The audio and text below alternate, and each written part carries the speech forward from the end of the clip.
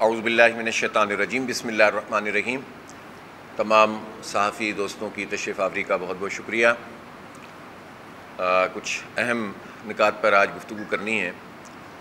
ابھی گزشتہ 3-4 دن میں نے دورہ کیا ہے جمہوریہ اسلامی ایران کا، اور وہاں صدر ایران جناب مسعود پزشکان صاحب سے بھی ملاقات ہوئی، اور وزیر خارجہ عباس عراقچی صاحب، ان سے ملاقات ہوئی۔ ان کے حکومت کے اہم ترین افراد، علماء، دانشور، جامعات اور صحافی، تمام شعبہ اور نوجوان، تمام شعبہ زندگی کے افراد سے بہت ہی اہم اور اچھی ملاقاتیں ہوئیں، جس سے ایرانی قوم کا جو جذبہ ہے، خاص طور پر دشمن کے مقابلے میں، اور اسرائیل کو جس طرح سے انہوں نے فیس کیا، اور ایک طرح سے اپنی یکجہتی اور مکمل عوامی سپورٹ کے نتیجے میں اور انہوں نے اسرائیل کو شکست سے دوچار کیا، وہ بہت قابل قدر ہے۔ پاکستان ایران کے تعلقات ہمیشہ سے بہترین رہے ہیں، اور خاص طور پر ان 2 جنگوں میں، کہ جس میں پاکستان پر ہندوستان نے حملہ کیا اور پاکستان کو تاریخی فتح نصیب کی اللہ تعالیٰ نے، اور اسی طرح اسرائیل نے ایران پر حملہ کیا اور امریکہ نے حملہ کیا، اور وہ بری طرح ناکام ہو گئے اور ایران کو فتح ہوئی۔ اور جس طرح ان ممالک نے ایک دوسرے کو سپورٹ کیا، ایران اسرائیل جنگ میں پاکستان کی جس طرح سے سپورٹ تھی، اس پر پوری ایرانی قوم، پاکستان کی قوم کی اور حکومت کی اور جماعتوں کی شکر گزار ہے۔ سب سے اہم ترین بات جو اس پورے دورے میں بھی ہمارے پیش نظر تھی، اور ایرانی حکومت کے بھی پیش نظر ہے، اور پاکستان کا بھی اس میں موقف بہت واضح ہے، وہ ہے فلسطین۔ فلسطین کے حوالے سے ایران نے جو کچھ بھی کردار ادا کیا ہے، وہ بہت قابل قدر ہے، اور واضح طور پر انہوں نے نہ صرف یہ کہ وہ اسرائیل کو تسلیم نہیں کرتے، بلکہ اسرائیل کی تمام تر جو جارحیت ہے اس کے خلاف ایک مضبوط موقف بھی اختیار کرتے ہیں، اور عملی میدان میں بھی کردار ادا کرتے ہیں۔ پاکستان اور ایران جتنا قریب آئیں گے، اور پھر اس کے بعد آہستہ آہستہ دیگر ممالک کو اپنے ساتھ ملاتے چلے جائیں گے، اتنا ہی امت مسلمہ کے لیے اور اسی طرح سے فلسطین کاز کے لیے، غزہ کے مسلمانوں کے لیے یہ ایک بہترین کام ہوگا۔ ہمارے چھوٹے موٹے تنازعات بھی بات چیت سے حل ہو رہے ہیں اور ہو جائیں گے انشاءاللہ، اور میں سمجھتا ہوں کہ ایران کے ساتھ ہمیں مضبوط تعلقات بھی بنانے ہوں گے، اور خاص طور پر پچھلے دنوں جو پیش رفت ہوئی ہے وہ ایران سعودی عرب تعلقات میں بہتری ہے، جو امت مسلمہ کے لیے ایک اہم خبر ہے۔ البتہ اس بات کی شدید ضرورت ہے کہ مسلم ممالک OIC کا اجلاس کر کے صرف زبانی جمع خرچ نہ کریں۔ قراردادیں پاس کرنے سے مسئلہ حل نہیں ہو رہا، بلکہ عملی میدان میں مسلم دنیا کو آگے بڑھنا پڑے گا، اور اس میں ان سارے ممالک کو جو میٹر کرتے ہیں، جن کے پاس فوجیں موجود ہیں، جن کے پاس وسائل موجود ہیں، انہیں فلسطینیوں کے لیے آواز اٹھانی ہوگی۔ اسرائیل وہاں ٹینک آگے بڑھا رہا ہے، بار بار اعلانات کر رہے ہیں، اور اب تو بات بالکل واضح ہو گئی ہے کہ نیتن یاہو نے گریٹر اسرائیل کے حوالے سے جو بیان دیا ہے، اس میں تو نہ وہ مصر کو چھوڑ رہا ہے، نہ جارڈن کو چھوڑ رہا ہے، نہ سعودی عربیہ، اور نہ کسی اور ملک کے حوالے سے۔ اور دیکھا جائے تو ایسا نہیں ہے کہ یہ اسرائیل وہ کسی کے لیے بھی کوئی نرم بات ذہن میں رکھتا ہے، بلکہ اس کا ہدف ایران بھی ہے اور پاکستان بھی ہے۔ اس لیے پاکستان ایران، پاکستان ترکی، اسی طرح سعودی عربیہ اور ریجن کے سارے ملکوں کو ملا کر ہم ایک بہت بڑی قوت ہیں، اور اپنی اس قوت کا اظہار کرنا چاہیے۔ غزہ کے مظلوم بچوں، عورتوں اور جوانوں اور بوڑھوں کو اگر کوئی امید ہے تو وہ اہل اسلام سے، پاکستان سے، ایران سے، ترکی سے، ان ممالک سے۔ لہٰذا ہمیں بھی اپنا کردار ادا کرنا چاہیے، اور صرف زبانی جمع خرچ کے بجائے عملی میدان میں آگے بڑھنا ہوگا، اور اس کے لیے حکومت پاکستان کو خاص طور پر کام کرنا چاہیے، بجائے اس کے کہ جب دباؤ آئے اور ہم ایک بیان دے دیں۔ اب پاکستان کو واقعی لیڈنگ رول ادا کرنا پڑے گا، اس لیے کہ پاکستان کی طرف سب دیکھتے ہیں، یہ ایک نیوکلیئر پاور ہے۔ ہم نے اپنی قوت کا مظاہرہ بھی کیا ہے انڈیا کے مقابلے میں، اللہ تعالیٰ نے ہمیں عزت سے سرفراز کیا ہے، لہٰذا ہم اگر غزہ کے مظلوموں کے لیے اور فلسطین کی آزادی کے لیے کام کریں گے تو انشاءاللہ پوری دنیا میں پاکستان کا مقام مزید بلند ہوگا، اور اس کے نتیجے میں آپ سے ہماری معیشت بھی درست ہوگی، اور پوری دنیا میں پاکستان کو عزت بھی ملے گی۔ اس وقت پاکستان میں جو سیلابی صورتحال ہے وہ بہت تشویشناک ہے۔ بارشیں یقیناً زیادہ ہوئی ہیں، لیکن بھارت کی طرف سے بھی جسے ہم آبی جارحیت کہتے ہیں کہ جب مشکل ہو تو پانی چھوڑ دو اور جب پانی کی کمی ہو تو پانی پہ کنٹرول کر لو، یہ جارحیت تمام معاہدات کے خلاف ہے اور جس کا عالمی سطح پر نوٹس لینا ضروری ہے اور حکومت پاکستان کو بھی اپنا کردار ادا کرنا ضروری ہے۔ اس سیلابی صورتحال میں یہ جو علاقہ ہے سیالکوٹ ہے، ناروال ہے اور اسی طرح گجرانوالہ ہے، ان سب علاقوں میں سیلابی ریلیں دیہاتوں میں داخل ہو رہے ہیں، شہروں کی طرف بارش کے نتیجے میں اربن فلڈنگ ہو رہی ہے اور اب تک 40-50 لوگوں کی جاں بحق ہونے کی اطلاعات ملی ہیں، لیکن یہ تعداد سے زیادہ ہوگی اس لیے کہ کمیونیکیشن متاثر ہو جاتی ہے۔ پنجاب حکومت کو اس میں پہلے سے ہی بہت بڑا کردار ادا کرنے کی ضرورت تھی اور اب تو ہنگامی بنیادوں پر وہاں کا جو بھی پی ڈی ایم اے ہے اور این ڈی ایم اے کو مل کر کام کرنا چاہیے۔ پنجاب میں وسائل کی کوئی کمی نہیں ہے اور پاکستان کا بڑا صوبہ ہے، اختیارات بھی سب سے زیادہ ہیں۔ اس وقت جو ہے وہ اشتہاروں کے مطابق تو پتہ نہیں دنیا ہی فتح کر چکے ہیں اور بین الاقوامی دوروں پر ہماری وزیر اعلیٰ صاحبہ موجود رہی ہیں۔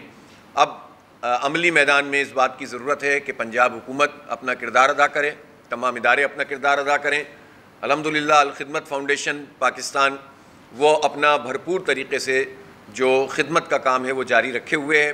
آپ نے دیکھا کہ خیبر پختونخوا میں جو اربن فلڈنگ تو نہیں بلکہ جو کلاؤڈ برسٹ ہوا اور شدید بارش ہوئی، اس کے نتیجے میں دیہات کے دیہات صفحہ ہستی سے مٹ گئے، 1000 سے زیادہ جو ہے وہ اس میں شہادتیں ہوئیں، بے شمار لوگ زخمی ہیں، گھر لوگوں کے اور کاروبار تباہ ہو گئے ہیں۔ اور الحمدللہ اللہ تعالیٰ نے یہ توفیق دی جماعت اسلامی کے کارکنوں کو، ان کے رضاکاروں کو، الخدمت کے والنٹیئرز کو کہ ہم نے لوگوں کی خدمت کی ہے اور اس کا اعتراف سبھی کر رہے ہیں۔ میں ایک مرتبہ پھر اس عزم کو دہراتا ہوں کہ انشاءاللہ جماعت اسلامی کے رضاکار اور الخدمت کے کارکنان یہ جس طرح انہوں نے خیبر پختونخوا میں اور گلگت بلتستان میں اور آزاد جموں و کشمیر میں لوگوں کی خدمت کی ہے، بالکل اسی طرح سیلاب میں پھنسے ہوئے لوگوں کو ریسکیو کرنے کے لیے، ان کو ریلیف فراہم کرنے کے لیے اور ان کی ریہیبلیٹیشن کے لیے پورے پنجاب میں بھی الخدمت اور جماعت اسلامی اپنا کردار ادا کرے گی۔ اور میں ایک مرتبہ پھر پاکستان کے نوجوانوں سے یہ اپیل کرتا ہوں، ان کا تعلق جس بھی جماعت سے ہو، یہ موقع یکجہتی کا بھی ہے، خدمت کا بھی ہے، قوم کے لیے کچھ کر گزرنے کا ہے، تو چاہے جس جماعت کے لوگ بھی ہیں، خاص طور پر نوجوان، وہ الخدمت کے والنٹیئرز بنیں، وہ آن لائن جا کر الخدمت کے والنٹیئرز بن سکتے ہیں، ہم ان کی ٹریننگ بھی کروائیں گے انشاءاللہ اور خدمت کے کاموں میں ایک منظم طریقے سے ان کو ساتھ ملا کر لوگوں کی فلاح اور بہبود کا باعث بنیں گے۔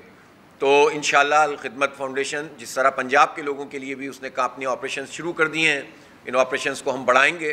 تو میں پورے پاکستان میں یہ اپیل کر رہا ہوں نوجوانوں سے کہ وہ الخدمت کے والنٹیئرز بنیں تاکہ ہم سب مل کر یہ خدمت انجام دے سکیں۔ جو صورتحال اس وقت صوبہ سندھ میں ہے، اگر ہم سندھ کے بالائی علاقوں کی بات کریں تو پہلی بات تو سیلاب ہے۔ مجھے خطرہ ہے کہ سیلابی ریلیں جب سندھ کی حدود میں داخل ہوں گے تو آپ کو معلوم ہونا چاہیے کہ یہ جو برجز ہوتے ہیں اور یہ جو سمندر کی بیڈ ہوتی ہے، دریا کی بیڈ جو ہوتی ہے، اس دریا کی بیڈ کی صفائی کی ذمہ داری صوبائی حکومتوں کی ہیں، یہ متعین کام ہے صوبائی حکومتوں کا۔ ہمارے صوبہ سندھ میں جو کرپشن کا لیول ہے اور لوٹ مار کا لیول ہے، کئی برس سے یہاں خاص طور پر سکر بیراج کی جو بیڈ ہے اس پر صفائی کا کام نہیں ہوا، جس سے جو سطح ہے وہ کئی میٹر اوپر ہو چکی ہے۔ پہلے ہی بڑا ریلا داخل ہونے کا امکان ہے اور پھر جب مصنوعی طریقے سے یعنی کام نہ کرنے کے نتیجے میں اور اربوں روپے کھا جانے کے نتیجے میں، لوٹ مار کرنے کے نتیجے میں یہ سطح مزید اونچی ہوگی تو پورا سندھ خطرے کی لپیٹ میں آیا ہوا ہے۔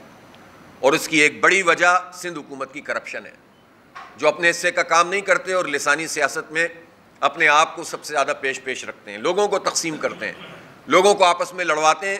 لیکن سندھ کے عوام کو پہلے بھی انہوں نے اپنی حرکتوں کی وجہ سے ڈبویا۔ انہیں جو لیفٹ بینک کینال اور رائٹ بینک کینال میں جو کام کرنے تھے وہ آج تک بھی نہیں کیے۔ 2010 میں سیلاب آیا تھا، منصوبہ بنا، پھر اس کے بعد 2022 میں جو سیلاب آیا جس میں پورا میہر اور دادو اور وہاں سے لے کر جو بلوچستان کے ریلے اندر آتے چلے گئے اور یہاں ٹھٹا تک سب ڈوب گئے تھے، اس وقت بھی یہ بتایا گیا کہ بھائی جو کام آپ کے کرنے کا ہے وہ تو کیجئے۔ فنڈ کھا جاتے ہیں اور کام نہیں کرتے، جس کے نتیجے میں سندھ کے عوام ڈوب جاتے ہیں۔ تو ان سندھ کے عوام کے نام پر سندھ اور مہاجر کے نام پر سیاست تو یہ دونوں پارٹیاں کرتی ہیں، لیکن دیتی کچھ نہیں ہے سندھی عوام کو، اور اس کے نتیجے میں لوگ ڈوب جاتے ہیں۔ بلکہ اللہ معاف کرے، یہ تو وہ لوگ ہیں جو شاید اس کی تمنا کرتے ہیں کہ لوگ ڈوبیں گے تو ہمیں مزید فنڈ ملے گا اور یہ مزید کھائیں گے اور مزید لوٹیں گے۔ تو یہ جو لوٹ مار کا نظام سندھ حکومت نے قائم کیا ہوا ہے، یہ کشمور سے لے کر کراچی تک یہ پورا سسٹم کام کر رہا ہے، اور اس سسٹم کو تحفظ ظاہر ہے جن لوگوں نے دیا ہوا ہے وہ سب جانتے ہیں۔ اس لیے ہم یہ سمجھتے ہیں کہ یہ بہت خطرے میں اس وقت صوبہ سندھ آیا ہوا ہے۔ بد امنی اپنی جگہ موجود ہے، دھاڑیالوں کا اور ڈاکوؤں کا راج ہے، اور مسلمان کیا اور ہندو کیا، یہ بہت اپنے آپ کو انلائٹنڈ بنانے کی کوشش کرتے ہیں اور دکھانے کی کوشش کرتے ہیں، لیکن ہندو برادری کے جو کاروباری لوگ ہیں ان کے بچوں کو اغوا کیا جاتا ہے، کاروباری حضرات کو اغوا کیا جاتا ہے، اور کروڑوں اربوں روپے یہ ڈاکو حاصل کرتے ہیں۔ اور سب جانتے ہیں کہ بڑے بڑے جو وڈیرے جن کا تعلق پیپلز پارٹی سے ہے، ان کی ملی بھگت کے بغیر یہ کچے کے ڈاکو کوئی کام نہیں کر سکتے۔ لہٰذا کرپشن اور لوٹ مار اور عوام کو لوٹنے کا اور اغوا برائے تاوان کا یہ پورا دھندا ہے جو سرکاری سرپرستی کے بغیر چل نہیں سکتا۔ اب یہ جو شہر کراچی ہے، پچھلے دنوں جو بارش ہوئی، اگر سب ملا کر بارش 235 ملی میٹر تھی تو یہ 3-4 حصوں میں ہوئی تھی، ایک وقت میں زیادہ ہو گئی تھی، لیکن پھر بھی 2 دنوں میں 2 مختلف پورشن میں بارش ہوئی، اور لیکن اس بارش میں جس طرح سے پورا شہر ڈوب گیا اور اربن فلڈنگ آ گئی اور لوگ راستوں میں پھنس گئے، خواتین پھنس گئے، بچے پھنس گئے، رات 12 بجے تک، 1-2 بجے تک لوگ اپنے گھروں کو پہنچے ہیں، تو یہ صرف اور صرف نااہلی ہے، نالائقی ہے، کرپشن ہے اور لوٹ مار ہے۔ ورلڈ بینک سے پیسے ملتے ہیں، کھا جاتے ہیں، اور بہت سارے ہمارے ٹیکسوں کے پیسے ہیں۔ اہل کراچی ہیں جو سب سے زیادہ ٹیکس ادا کرتے ہیں، پاکستان میں 42% انکم ٹیکس کراچی کے لوگ دیتے ہیں، پاکستان میں 60% سے زیادہ جو ریونیو ہے وہ کراچی جنریٹ کر کے دیتا ہے، جو 54% جو ایکسپورٹ ہوتی ہے اس کی 54% کراچی سے ہوتا ہے۔ کراچی منی پاکستان ہے، کراچی سندھیوں کا بھی سب سے بڑا شہر ہے، مہاجروں کا بھی سب سے بڑا شہر ہے، پختونوں کا بھی سب سے بڑا شہر ہے، بلوچوں کا بھی سب سے بڑا شہر ہے۔ کراچی میں تو ہو سکتا ہے یہ ہزارے وال کا بلکہ یقیناً سب سے بڑا شہر ہے، کشمیری بڑی تعداد میں یہاں رہتے ہیں، یہاں پر ہر زبان اور پنجاب کے لوگ بھی بہت بڑی تعداد میں رہتے ہیں۔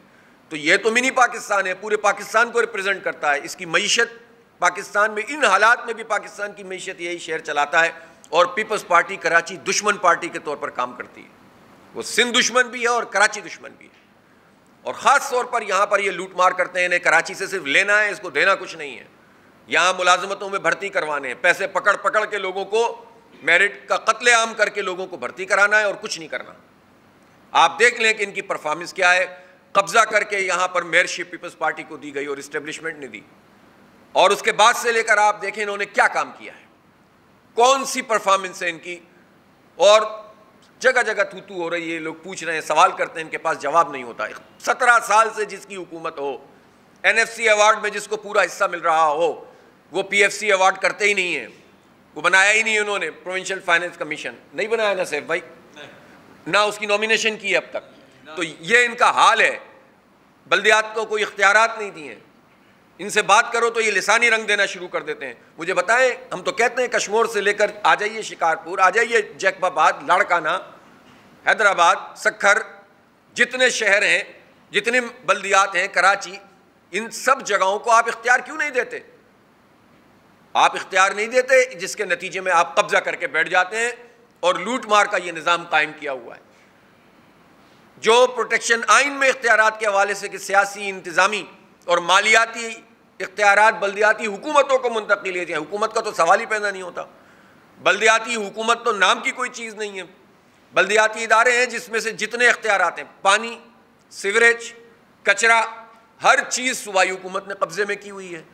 اب کراچی میں جو 25 ٹاؤن ہیں، اس میں تو پیپلز پارٹی کے بھی ٹاؤن موجود ہیں نا، اور قبضہ بھی کیے ہوئے ہیں بہت سارے ٹاؤن انہوں نے۔ چلو اب جو بھی ہے تو ان کے پاس، میئر بھی قبضہ کر کے ہے تو ان کے پاس، تو انہوں نے کیا کام کیا ہے؟ جن 106 سڑکوں کی بات کرتے ہیں وہ کہاں ہیں؟ جن بڑے نالوں کی صفائی KMC کے ذمہ ہے وہ انہوں نے کیا کیا ہے؟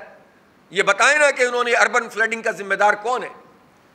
اور جس طرح سے کرپشن ہوئی ہے، 80-85% کرپشن کر لیتے ہیں تو پیسہ کہاں لگے گا؟ ٹیکس دیں کراچی کے لوگ اور کرپشن کریں یہ وڈیرے اور جاگیردار، اور لوٹ کے کھا جائیں اور کوئی پوچھنے والا نہ ہو۔ اور پھر اس کے بعد زبردستی ہر چیز پر قبضہ کرتے چلے جائیں. لہٰذا یہ سلسلہ ختم کرنا پڑے گا. میں یہ مطالبہ کرنا چاہتا ہوں کہ بلدیاتی اداروں کو با اختیار بنانے کا جو نظام 2001 میں تھا اسی نظام کو بحال کیا جائے. وہ تھا جب بات کرو تو کہتے ہیں ڈکٹیٹر کا نظام. ڈکٹیٹروں کی گود میں پل کر پیدا ہونے والی اور جوان ہونے والی پیپلز پارٹی اور اسٹیبلشمنٹ کی A+ ٹیم پیپلز پارٹی وہ کہتی ہے کہ ڈکٹیٹر کا نظام. تو بھائی تمہارا ڈیموکریٹک نظام کیا کر رہا ہے؟ 2001 کا نظام نافذ ہو جائے پورے ملک میں اور اس کو آئینی کور ملنا چاہیے, اس کو وفاق میں کور ملنا چاہیے. یہ ایک ٹیئر آف گورنمنٹ ہونی چاہیے. یہ نہیں ہے کہ صوبہ سارے کے سارے اختیارات اپنے قبضے میں کر لے. یہ آئین میں تحفظ ہونا چاہیے کہ بلدیاتی ادارے کیسے بنیں گے, حکومتیں اور ان کے اختیارات کیا ہیں. بیوروکریسی کو بلدیاتی حکومتوں کے ماتحت ہونا چاہیے جس طرح 2001 میں کیا گیا تھا. اسی طرح سے تمام تر مالیاتی سیاسی انتظامی اختیارات منتقل ہوں. تب آپ دیکھیں کہ نچلی سطح پر ہر پارٹی کے لوگ کام کریں گے کیونکہ عوامی دباؤ نہیں کریں گے تو ریجیکٹ ہو جائیں گے. لیکن اس وقت تو سارا کا سارا قبضہ وڈیروں اور جاگیرداروں نے کر کے رکھا ہوا ہے اور لوٹ رہے ہیں اور کھا رہے ہیں. میں ایک مثال دینا چاہتا ہوں. سندھ سالڈ ویسٹ مینجمنٹ بنا ہوا ہے. اس سالڈ ویسٹ مینجمنٹ کے تحت یہ ہزاروں ارب روپے اب تک کھا چکے ہیں. ہوا یہ ہے کہ یہ ایک پارٹی کو دیتے ہیں, اگلی پارٹی دوسرے کو آؤٹ سورس کرتی ہے, تیسری پارٹی تیسرے کو آؤٹ سورس کرتے ہیں. ان 3-4 لیئرز کے اندر جا کر یہ پیسہ ہمارا چلا جاتا ہے. پراپر طریقے سے عملہ نہیں رکھتے, کم قیمت میں عملہ رکھ کے زیادہ پیسے کھاتے رہتے ہیں. میرے پاس سارے نمبرز موجود ہیں. اسی طرح اس وقت کراچی میں, ہم بھی اسی علاقے اسی شہر کے رہنے والے ہیں, ہماروں گھروں سے بھی جو کچرا اٹھتا ہے اس میں پیسے دینے پڑتے ہیں لوگوں کو, جبکہ جو معاہدہ ہے سندھ سالڈ ویسٹ مینجمنٹ کا اور ڈسٹرکٹ کا معاہدہ, ان معاہدات میں یہ لکھا ہوا ہے کہ گھر سے کچرا اٹھانے کی ذمہ داری سندھ سالڈ ویسٹ مینجمنٹ کی ہے. معاہدہ ہے باقاعدہ. اور پھر اس کو دوسرے اسٹیشن اور اس کے بعد پھر جو لینڈ فل سائٹس ہیں ان کے اوپر ڈالنے کی پوری رسپانسبلٹی ان کی ہے, جبکہ لوگ پرائیویٹلی پیسہ دینے پر مجبور ہیں.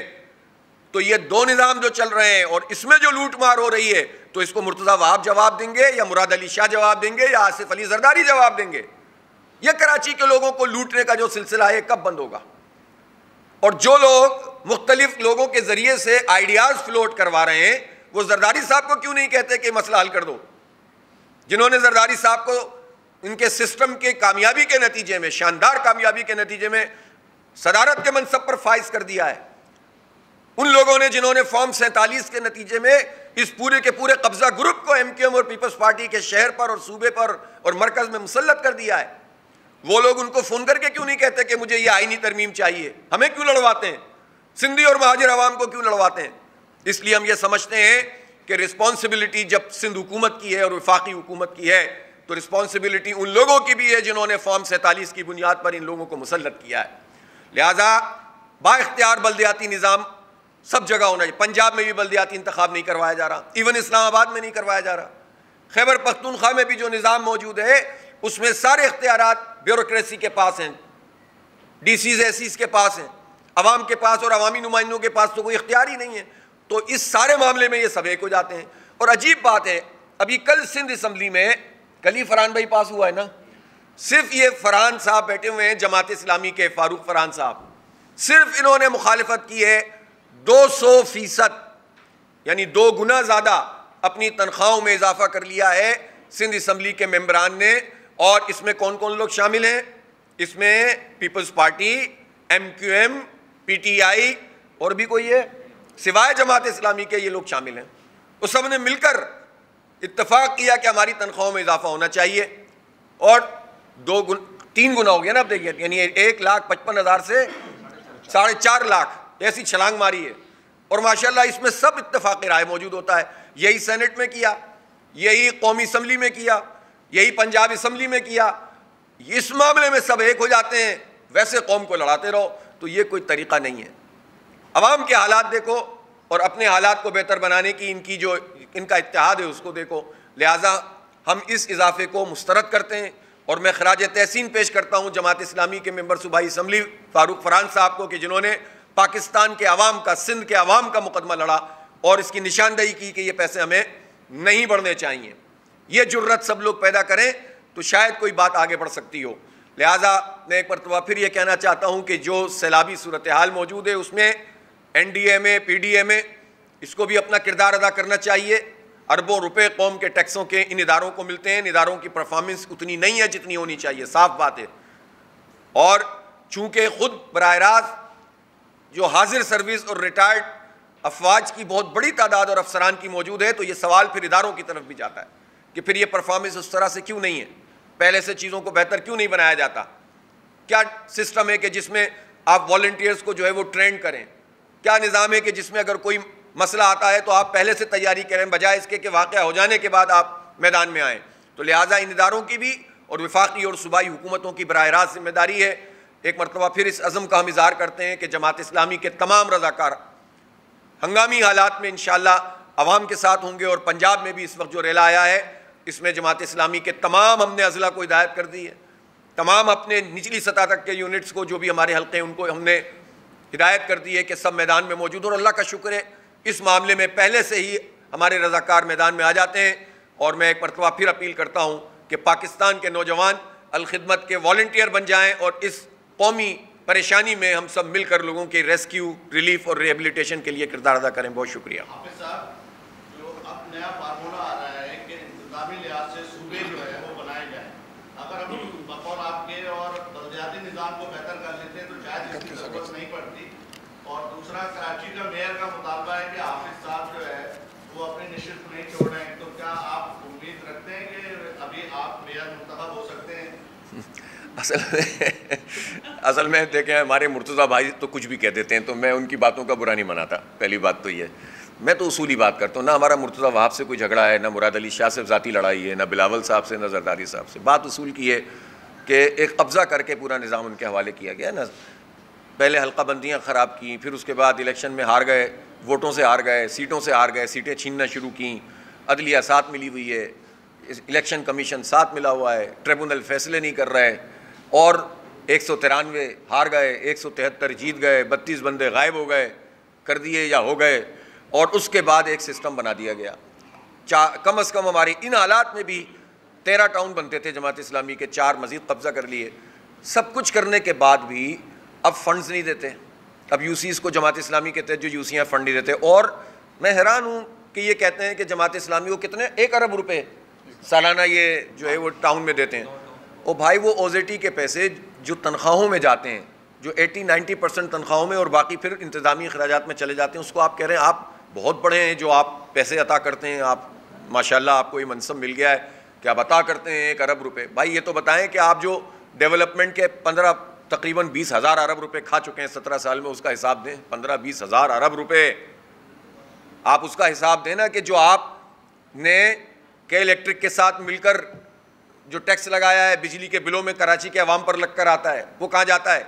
آپ اس کا حساب دینا کہ جو تعلیم کے بجٹ میں پیسہ تقریباً 613 ارب روپے تو اس سال کا بجٹ ہے, اور آپ پچھلے 17 سال میں تعلیم اور صحت اور ڈیولپمنٹ اور انفراسٹرکچر اور پھر ورلڈ بینک کے پیسے, پھر جو ہے وہ اور مختلف مدات میں جو پیسے آئے ہیں اس کا, اور سیلاب کی مدد کے پیسے, تو ان سب پیسوں کا حساب دیں. آپ 1 ارب کی بات کرتے ہیں جو تنخواہوں میں چلا جاتا ہے, جو لوگ بھی آپ ہی نے بھرتی کیے ہوئے تھے, آپ نے اور ایم کیو ایم نے, وہ بھی ایک لائبلٹی ہے ان میں سے ایک بہت بڑی تعداد جو کام کرنے سے زیادہ جو ہے وہ تنخواہ لینے پہ یقین رکھتی ہے. وہ تو اللہ کا شکر ہے کہ ہم ملازمین کو کام پر لگانے کی کوشش بھی کرتے ہیں اور ان کے تمام واجبات بھی ادا کر رہے ہیں. جو انہوں نے واجبات نہیں دیے ایم کیو ایم اور پیپلز پارٹی نے, وہ جماعت اسلامی کے ٹاؤنز دے رہے ہیں, اور اس قسمہ پرسی میں لوگوں کی خدمت انجام دے رہے ہیں.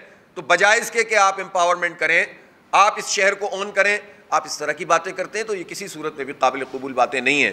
دوسری بات یہ ہے کہ جن لوگوں سے پریس کانفرنس کر کے انتظامی یونٹ کی یا صوبوں کی تجویز پیش کروائی ہے, میں ان لوگوں سے کہنا چاہتا ہوں کہ آپ اتنا لمبا کھٹرا کیوں پالتے ہیں.